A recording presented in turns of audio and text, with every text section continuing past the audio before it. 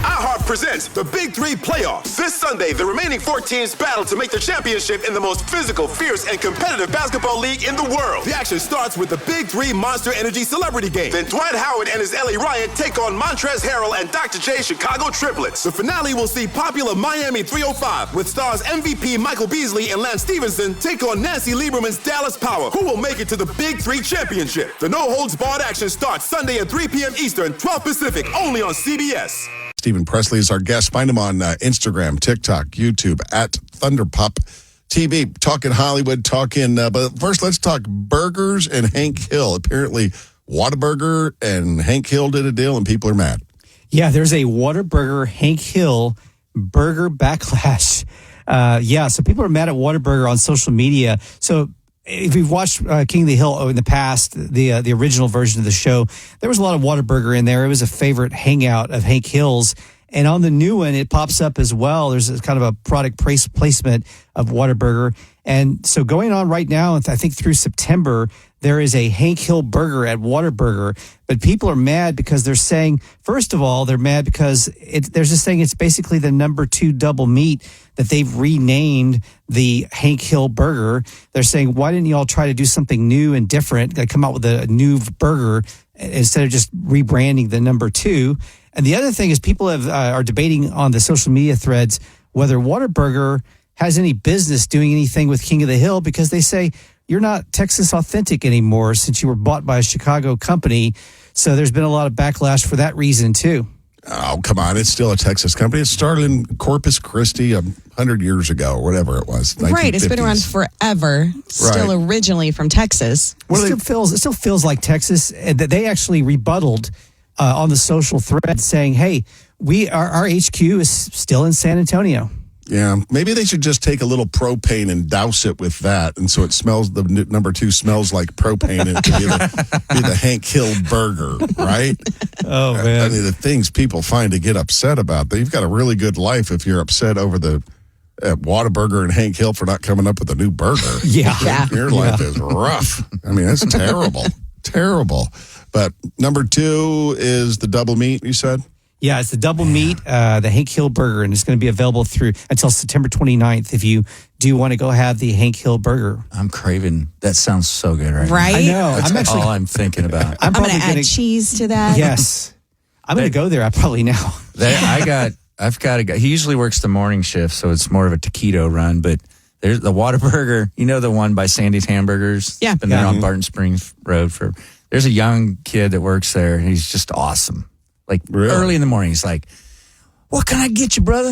Like he's just all this energy. Happy to be there. I got you, man. I got you. Can I get some extra ketchup? Oh, I got you. Don't worry about it. Do you ever want to lean over to that guy and go, man, you're at Whataburger, right? You're working at Whataburger. I love it, though. Like all that attitude, somebody's going to hire him. Yes, that's just what I was thinking. Right. That's going to pay off. Someone's going to go through that drive-through and go, you ever thought about going into sales? Like, seriously. That guy could do anything with that attitude. When there are customer service people like that, with that attitude, are so happy and so helpful, I always say, when I have a company, if I had a company, I'd hire this guy. I mean, if you just drove around and just had the pick of the litter from the places that you normally go, trying to hire somebody, he's good. It happened to a friend of mine. He was living in Colorado Springs, and he was waiting tables, and he's an excitable guy.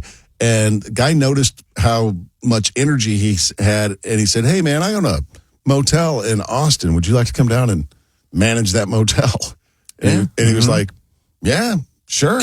Right? And that's how he moved down here in 1986 and managed the motel. It is a scary motel right off of I-35 in downtown, and it's where Clifford Antone used to book all of his blues acts that came in, stayed at that motel. I can't remember the name. Not a hotel. Motel. A lot easier to get the cocaine at a motel. A no-tell motel. But yeah, you're right. If you put a little extra effort into your work, people will notice. You could, could lead to something good. Let's talk a little bit about a show that I'm watching is really good. I don't know if you guys have seen it, but Tulsa King. It stars Sylvester Stallone. It's the classic Classic fish out of water. East Coast Mafia lands in Tulsa, Oklahoma, and has to make things happen. But it's a hit. It's a Taylor Sheridan project, and they're getting another season. Yeah, they're getting another season. It's a third season. And, a few years ago, before Tulsa King started, Stallone was out there trying to get another Rocky sequel made.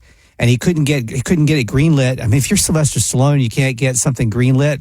What does that say for everyone else in Hollywood? But, he wanted to make a new Rocky. This time, he was going to help mentor an undocumented Mexican boxer. Oh, those are the best kind. Yeah, so that was going to be the premise. They're hungry. They don't have anything. You know the old joke, right? The lower you are on the socioeconomic scale, the better boxer you Harder are. you fight. Was that an Eddie Murphy or a Chris Rock?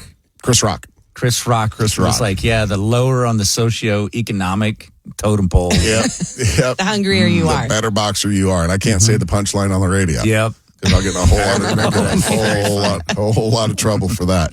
But I'm surprised he couldn't get that done. He still actually hasn't given up on it. He's still hoping to make that someday. But in the meantime, he's doing Tulsa King over on Paramount Plus.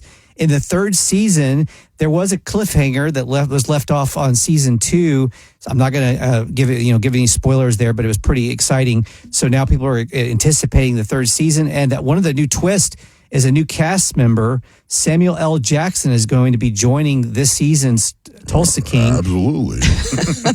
Yeah. And this is also another twist. It's going to lead into his own spinoff, Nola King. Oh, in New Orleans. Yep. Mm-hmm. Same formula. Man, when Taylor Sheridan finds a hit, he's going to get as many spinoffs out of it as he can, right? He's smart. You gotta strike while you're hot, right? It's like all the CSIs and all the Law and Orders and the FBIs. Yeah. Boy, it seems like that Law and Orders is having a resurgence right now. It's everywhere. I think you just think that's happening because it's on all the time in my room. Well, that and the TikTok dances. Oh, yeah. To the theme song. Yes. Pretty funny. That's funny.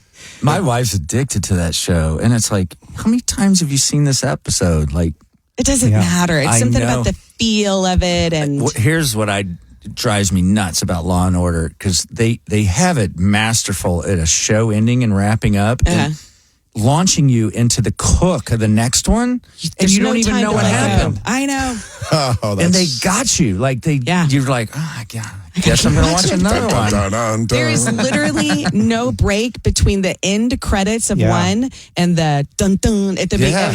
I mean, like, you're like, well, God, I'm already in it. I can't even go to the bathroom. It's genius. Yeah. So I'm going to ask you this question, Tricia. Who's the GOAT, the CSI franchise or the Law and Order franchise? Oh, I think Law and Order for sure. Yeah. And then in Law and Order, the pecking order for me is SVU, and then Criminal Intent, and then their original just Law and Order. Wow. So I think about this stuff a lot. I was going to say, wow. I have a lot of things I've ranked. Yeah. A lot of TV shows that and food items that I've ranked if ever we need to have a ranking show. I've got a lot of things. Taylor Sheridan, though, man, is cranking it out. And I still laugh because I was at an event that he was the keynote speaker at. And one of his early movies, he had to rename it. It was originally going to be, I can't remember which one it was, the one that came out in the theaters, but it was originally named Comancheria. But he said that the studio said it sounded like a venereal disease. Sounds like something you have to have cream for. So they had to rename it to something else, which I can't remember what it was. But there's more than one Taylor Sheridan. I mean, that's your theory. That's my theory. There's more than one of them that's writing all this stuff because it's not humanly possible for one dude to do all that. No way. There's just no way. He's got a wife and kids. It's got to be just, I mean, he knows the formula. He oversees it. He probably outlines it and has a cast of writers. There's no way he's doing all that. Who was the guy that wrote The West Wing? Oh, he was the guy who was hooked on. His formula was cocaine. Yeah, that was his formula. Oh my God, I love Aaron him. Sorkin. Aaron Sorkin. Yes. Right, and I mean, he admits it now. He just got all fueled up on Bolivian marching powder and just wrote. He also wrote The Newsroom. Damn near killed him. Man. Yeah, The Newsroom. Have y'all seen that? I feel stupid. I was just going to a dance club. And smoking cloves. Cloves. Oh my God. I could have been writing TV shows? What an idiot. Someone pushing orange juice on you. Do you remember that? Oh, yeah. Take it with orange juice. You didn't want any alcohol. Right. Ugh. For those of you that went to the World in Austin back in the day, you know exactly what we're talking about. Polyesters. Steven over there, he's just a virginal ears. The World was on 5th Street, down towards 35. Yeah, down towards where that head shop was. Yeah. The gas pipe. Yep. Right down there. That's where a lot of weird stuff happened. A lot of good things happening. Weird things. Moving right along. Let's talk about, we talked about Taylor Sheridan, the movie. The movie. Yeah, speaking of how many Taylor Sheridans can there possibly be with all these projects, he's got a movie coming out too. And this one's going to be a combat action flick called Fast. And he's been trying to make this movie for over 10 years. But when he first tried to get it greenlit, he couldn't get it greenlit because of the budget. But now he's Taylor Sheridan of 2025. It's a much different story. He can get anything he wants made. And now this movie's finally coming out. And it's going to be like a DEA Black Ops strike, CIA drug dealer type of thing.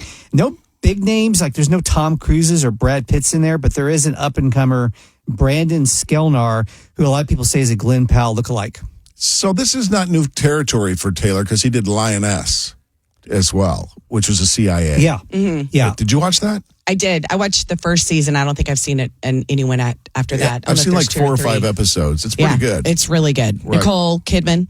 Yes. Mm-hmm. Yeah. She's in that. When is this coming out? Steven, do we know? You know, I should have the date here in front of me, but it's coming out very soon, like fall, I believe. And why is it that some movies we find out about that are coming out in a couple of months and others we find out they're coming out in a couple of years? Right. I don't know the point of telling us that it's coming out in a couple of years. Right. What are we waiting for right now to come back on TV? Like there's these... All the things. With streaming, there's these huge gaps of time between seasons. Like Trish is a TV nut. What are you waiting for? Are you talking about like... Streaming shows that you can binge. Oh, so right now, our daughter Landry and I just rewatched season 4 of Stranger Things. Right.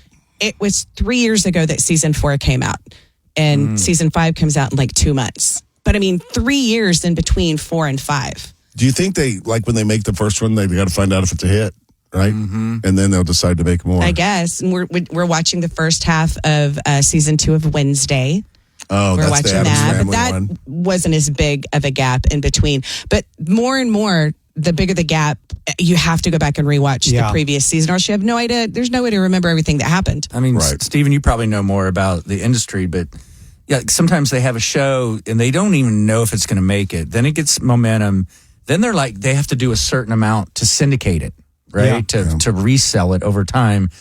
But they haven't really written it. I think Ozark was one of those where they're like, what do we do with this story? People love it. Yeah, you know? They didn't know it was going to be such a big hit, and they're scrambling. Lost was like that. Yeah. And they really jumped the shark. I still play Hurley's numbers every week. I have them written down. Are you a little worried that bad things will happen, though, if it hits? I have that worry in the back of my head. I'm just lying. I'm kidding. I totally do.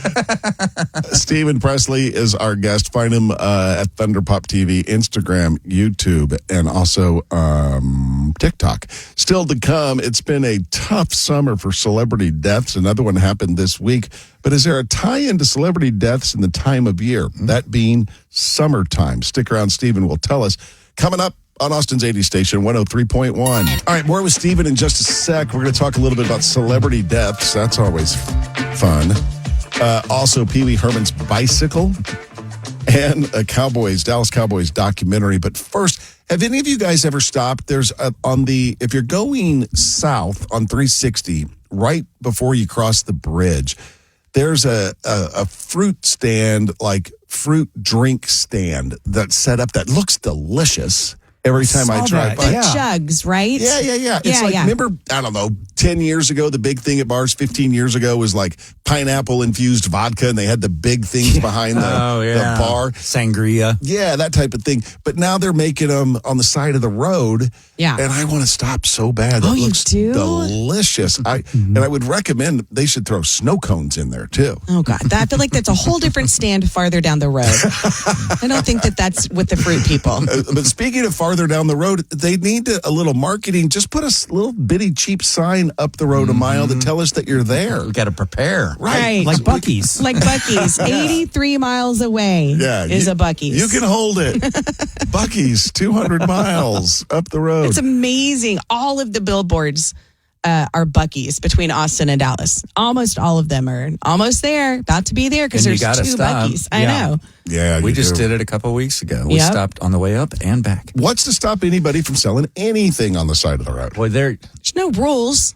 we talked about it on the radio. We were real curious. This was, over a decade ago, because we were like, how do you just get to do that? How do you just get to set up and sell jerky or knives or Right. cowhides or or Skulls. Fredericksburg peaches are a big one. peaches. It's like Pecans. We need some order here. There's Like, no you can't- regulation. Can I set up a vintage clothing shop on the side of the road? So you know how people will not, if there's a potluck at work, they're like, I'm not going to eat that. You Yeah. don't know what those people's houses are like. But you will stop in a heartbeat on the side of the road and right. buy Yeah. and eat or drink anything that some random person you've never met is made.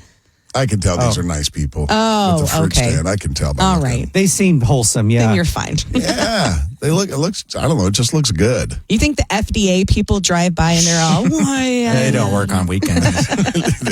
Yeah, and the vendors are like Can't touch 'em. FDA, FDA. Yeah. Need that. But man, you could get things I've seen on the side of the road for $500, Alex. Cowhides. Mm-hmm. Cowhides. I've seen. Skulls, like longhorn skulls are a Yep. big one. Yep. Yep. Swords. Flags, Flags. Yep. Lots of, watermelons, lots of watermelons. Oh, yeah. and then your standard big. peaches, pecans, And Yeah. jerky. and jerky. Jerky's a big one. Jerky's big. Jerky is like the king of the side of the road food. Can the jerky guy make any money, or is he just? I don't know. It's one of the somebody tells you your jerky's good and you get a little ambitious. It's like I remember I didn't save it. I got this recipe. This is so long ago. It was some men's magazine that used to be a big deal. It's Maxim. I don't even think it's around anymore.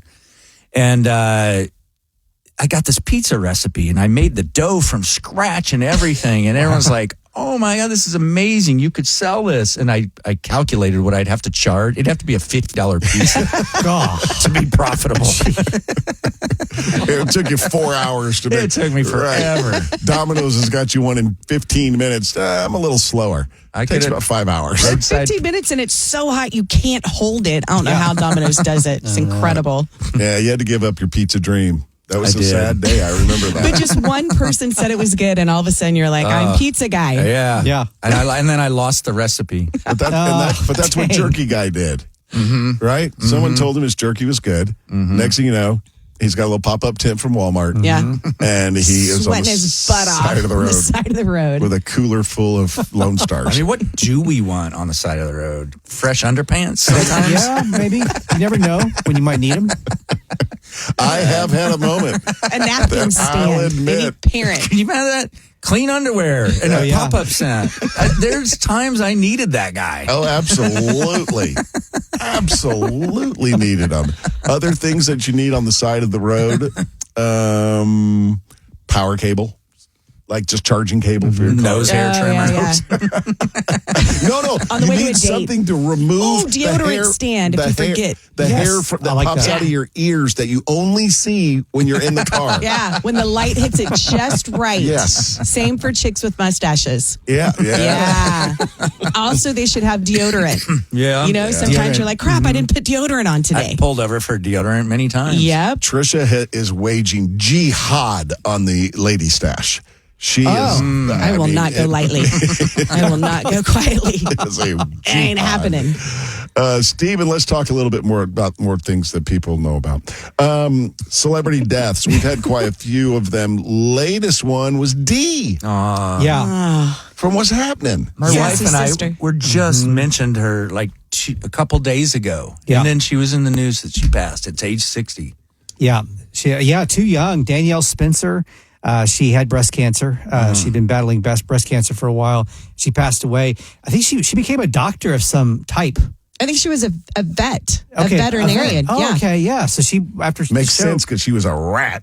You're still mad at her? I'm going to tell Mama. Yeah, for those of you who don't remember, she was the younger sister on What's Happening, and she always was blackmailing Raj. Yes. Raj was always in trouble with She her. always had information, and Raj was a nice guy. She just was unnecessarily mean. Oh yeah, you didn't like her as a kid because she was always blowing at everything. Oh, she's just a little tattletale. That's what she was. A rat. But that's sad. It's only 60 years old. Yeah, there's been a lot of deaths this summer. Celebrity deaths: Hulk Hogan, Malcolm Jamal Warner, because Ozzy Osbourne, Chuck Mangione, who King of the Hill we talked about earlier. They did a tribute for him in this new season. So many deaths. A lot of people online have been talking about how there seems to be a lot of celebrity deaths in summers in general. 11 years ago this week, we lost Robin Williams. I remember that one being a big one 11 years ago. So sad about that one. Yeah, and I think Michael Jackson, Farrah Fawcett were summer deaths. Weren't they on the same Same day. Yeah. In So June. Farrah got so overshadowed by Michael. Yeah. Yeah, isn't that something that was just like hours apart from each other? And you're thinking, Farrah Fawcett, she couldn't even have her moment because she dies, and then right behind her comes like the most famous person in the world passing away, Michael Jackson, and that was quite a deal for the news cycle that day. But yeah, a lot of people have been speculating: is there something to do with summer deaths in general? With where more people die in the summer, statistics show there's actually more deaths in the winter overall, but there are statistics that also say that hot weather can cause deaths for people that are already vulnerable. So heat waves can have something impact in that. Yeah. Also, heat in general seems to raise people's stress level, and so there can also be a factor that's played into that as well. Don't you feel more irritable in the summer? Yeah. Honestly. Yeah, if it's possible for me to be more irritable. Get a little break from him in the winter when it's cooler, and he comes roaring back in the summer. I am an irritable guy. See, I'm the opposite though. Personally, you've known me a long time, Sandy. I'm not happy in the winter. I like when I heard kids are going back to school. In my mind, I'm like, oh, summer's going to end. Of course, summer doesn't end until November. Yeah. Right. But man, I just get bummed in the winter. I'm always ready for the days to get shorter and then the days to get longer when that happens. You know what I mean? Yeah, I like the change, Yeah. the feel of the shift in the day when it gets darker and lighter earlier and later. Yeah. I love that. People complain about it all the time. I just love pumpkin spicy. Oh, yes, I can't wait. God. It happens like starting Pulling out this your week, scarves. right? Starbucks started their fall pumpkin spice latte like in July. Yeah. Nonsense. It's I don't crazy. even drink it. It makes me mad. I July. think they have to do it kind of nationally, right? Yeah. Or the same. They kind of do the rollout. Yeah. I don't know much about Starbucks. I think that if your husband is excited about pumpkin spice Oh, God, here we season, go. time for a new husband. you're gonna get no. He's probably gonna have a new husband soon. Yeah, Andy. I'm thinking. Knew you were going to say something that's a like good that. theory.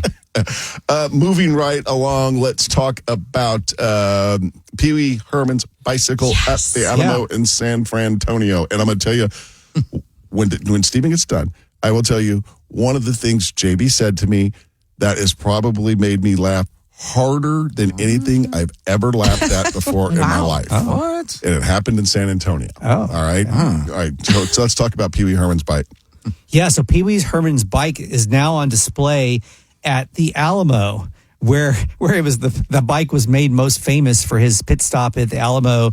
Now you can go see it, and it's currently commemorating the 40th anniversary of Pee Wee's Big Adventure. So, and that's a popular scene in the movie is when he stops at the Alamo. And of course, people that have seen the movie know that. Now, it will be there temporarily through the fall, late fall. Then it's going to come back, and it's going to be part of it's going to have a permanent home in what they're calling the Mays Family Legacy Gallery. At the Alamo. At the Alamo. So if anybody's been to San Antonio downtown, we were just there about a month ago. There's a huge renovation going on of that street that's in front of the Alamo. I can't wait to see what it's going to look like because it's a pretty massive overhaul. Really? Yeah, the whole street is closed right now. And there's a lot of construction noise going on, and they've got barricades up. So I think it's going to be, maybe it looks like it's going to be redone as a walkable street where you can kind of walk around and enjoy maybe other things that are historic involving the Alamo. I feel like they got to do something to make it a little more interesting, right? Yeah. Well, it's interesting. It's just so small. It's You just so expect so small. much more. But here's the thing. I swear, this was 20 years ago. And I still remember it. I still laugh. I'm with JB. I'm in San Antonio, and we're at the Alamo, right? We're there at the Alamo. Couple fellas. Just hanging out. Hanging out. And JB goes to me, he goes, God, Texans, we were just stupid at the Battle of the Alamo. What a bunch of idiots. They lost. And I'm like, all right, where's this going? And JB goes, why didn't they just go on the top of the Hilton and shoot down at them?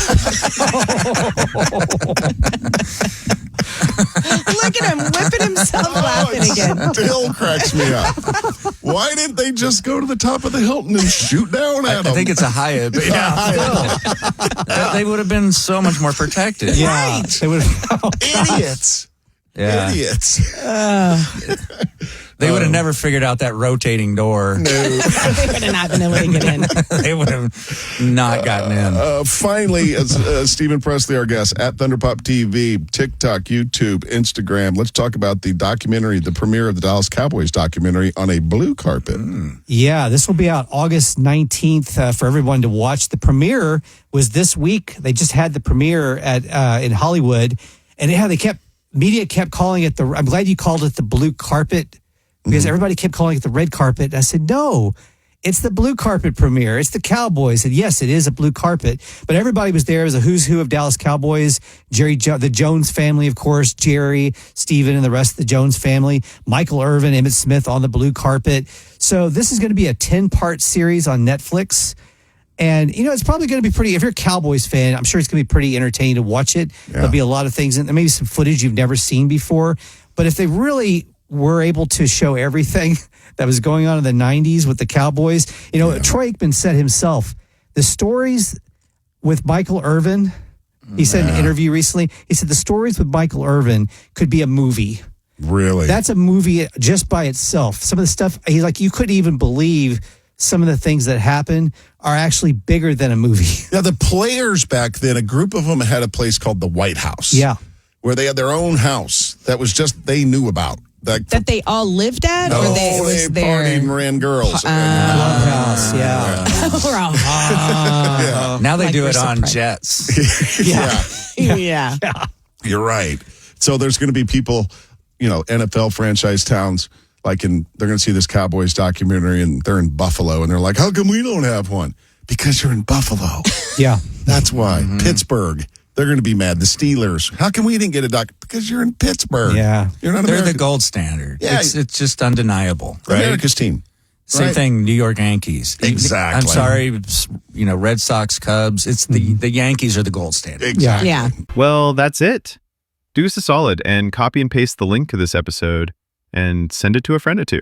Thanks for listening. iHeart presents the Big Three Playoffs. This Sunday, the remaining 4 teams battle to make the championship in the most physical, fierce, and competitive basketball league in the world. The action starts with the Big Three Monster Energy Celebrity Game. Then Dwight Howard and his LA Riot take on Montrezl Harrell and Dr. J Chicago Triplets. The finale will see popular Miami 305 with stars MVP Michael Beasley and Lance Stevenson take on Nancy Lieberman's Dallas Power, who will make it to the Big Three Championship. The no-holds-barred action starts Sunday at 3 p.m. Eastern, 12 Pacific, only on CBS.